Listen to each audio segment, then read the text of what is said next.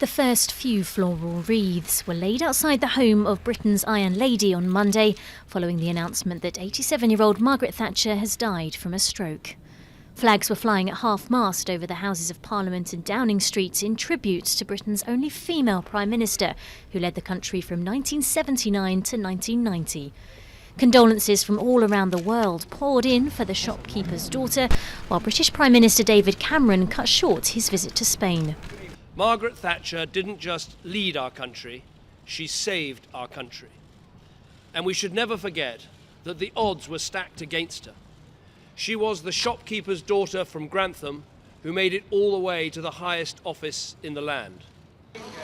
In recent years, Thatcher's ailing health, particularly her struggle with dementia, meant she rarely appeared in public.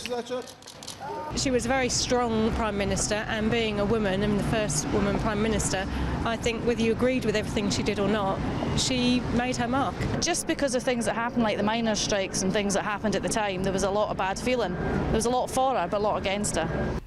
A highly divisive figure, the right applaud her for reigniting the country's finances with free market economics, while the left claim Thatcher's reforms dismantled traditional industry in Britain, and she remains deeply unpopular in Northern Ireland for her policies at home and abroad.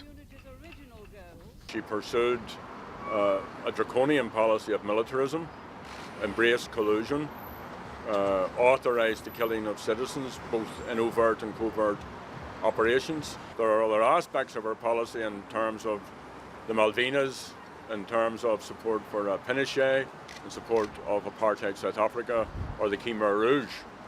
But our Irish policy was a total and absolute failure. Thatcher will receive a ceremonial funeral with military honours at St Paul's Cathedral, one step below a state funeral, followed by a private cremation. As the longest continuous occupant of Downing Street, the legacy of the lady who is not for turning, as she called herself, is sure to endure long after her death.